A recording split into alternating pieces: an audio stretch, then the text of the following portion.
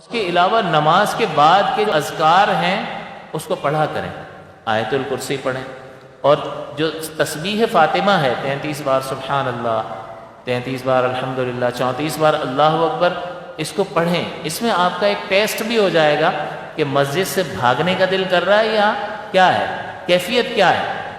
دوڑ لگاؤ، نکلو، ارے اللہ کی رحمت اتر رہی ہے یہاں پر اور تو بھاگ رہا ہے۔ اللہ تعالیٰ کو سب سے زیادہ پسندیدہ مقام کون سا ہے؟ روئے زمین پر مساجد، اور سب سے زیادہ ناپسندیدہ مقام کون سا ہے؟ بازار۔ تو یہ کہاں بھاگ رہا ہے تو ذرا اس میں ٹیسٹ بھی ہو جاتا ہے۔ تو اس ذکر و اذکار جو ہے ترک نہ کریں۔ بزرگوں نے یہ لکھا کہ نماز کے بعد کے جو اوراد اور ذکر ہے، یہ اذکار، ان اذکار پر انبیاء اور صدیقین ہی کو استقامت حاصل ہوتی ہے۔ تو نبی جو ہے اس پر استقامت پذیر ہوتے ہیں، تو نبی ہمیشگی سے اس عمل کو اختیار کر رہا ہے تو بڑی برکت والا عمل۔ صدیقین کو استقامت حاصل ہوتی ہے، تو صدیقین نماز کے بعد تھوڑی دیر اللہ کا ذکر کر رہے ہیں تو اس پر استقامت حاصل ہو رہی ہے، اس کا مطلب بڑی برکت والا عمل ہے۔ تو آپ بھی اس کو اختیار کریں، اور اس میں ہمارا امتحان بھی ہو جائے گا کہ دل کڑ رہا ہے، دب رہا ہے، اس میں تنگی ہے کہ بھاگو، تو اس کو جتنا بھاگنے کا کہے نا، اس کو 2 منٹ اور بٹھاؤ، اس پر سختی کرو تاکہ یہ آپ کے تابع ہو۔ تو نماز کے بعد ذکر و اذکار کو ترک نہیں کرنا۔ جب آپ کہیں فارغ بیٹھے ہوں تو 3 اذکار کی عادت ڈالیں۔ سب سے افضل ذکر لا الہ الا اللہ ہے، اس کے بعد استغفار ہے، کہ استغفار ایک ایسی نعمت ہے کہ اس کی وجہ سے اللہ تبارک و تعالیٰ کی ہر نعمت اور رحمت ہماری طرف متوجہ ہوتی ہے، کیونکہ استغفار میں انسان اللہ سے مغفرت طلب کرتا ہے، اپنے قصور معاف کرواتا ہے۔ تو اللہ جب اس کے قصور معاف فرماتا ہے تو پھر نامہ اعمال میں گناہ تو نہیں بچتے۔ جب گناہ نہیں بچتے ہیں تو پھر اس پر اللہ کی رحمت آئے گی یا نہیں؟ کیونکہ گناہ تو ہے نہیں، نیکیاں ہیں، تو نیکیاں ہیں تو نیک پر ہی تو رحمت اترتی ہے۔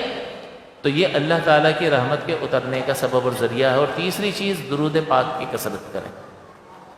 تو جب بھی آپ فارغ ہوں، راستے میں جا رہے ہیں، سفر کر رہے ہیں، تو آپ اس چیز کو اختیار کریں کہ کلمہ طیبہ کے ورد کریں، اور اسی طرح سے استغفار کی کثرت کریں۔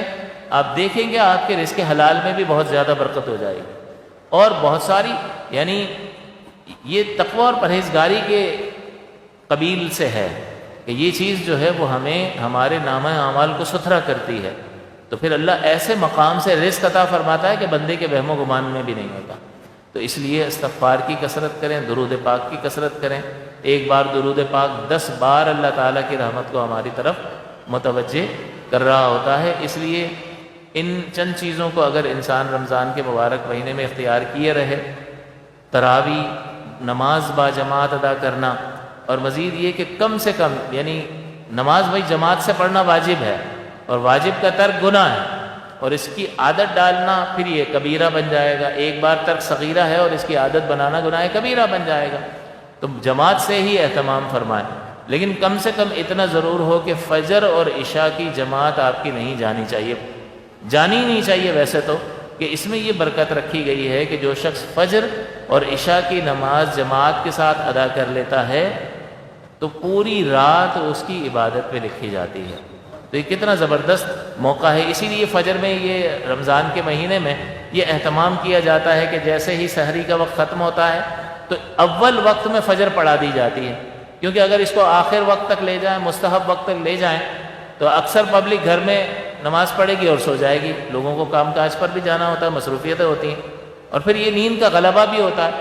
تو ان کی سہولت کے لیے فوری طور پر، یعنی جیسے ہی اذان ہوئی اور 10 منٹ کے بعد جماعت اول وقت میں، اسی حکمت کے پیش نظر کہ یہ کثرت جماعت کا سبب بنے گی اور ہر ایک فجر کی نماز با جماعت ادا کر سکے گا۔ تو لہٰذا آپ گھر پر نماز نہ پڑھیں، تھوڑی سی ہمت کریں اور اپنے آپ کو چیک کر لیں کہ اس روزے نے میرے اندر اتنی طاقت پیدا کر دی ہے کہ یہ جو مجھے منع کر رہا ہے کہ گھر پہ ہی پڑھ لے یار، صبح آفس پہ بھی جانا ہے، آفس پہ چلے جانا، کوئی بات نہیں، تھوڑی سی دیر کی نیند میں ہی اللہ تعالیٰ برکت ڈال دے گا اور طاقت پیدا کر دے گا، اور اتنی چستی پیدا کر دے گا کہ پھر نیند غالب نہیں ہوگی اور آپ آسانی سے اپنے کام کر سکو گے۔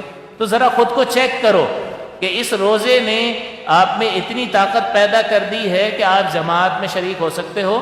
اگر نہیں پیدا کی تو اس کا مطلب پھر وہاں کوئی کمی کوتاہی ہے، لہٰذا ضرور بالضرور جماعت میں شامل ہوں، ان اذکار کو، ان اوراد کو اپنی جو ہے روز کے معمول کا حصہ بنائیں، بہت زیادہ اس میں برکت ہے، بہت زیادہ نفع ہے۔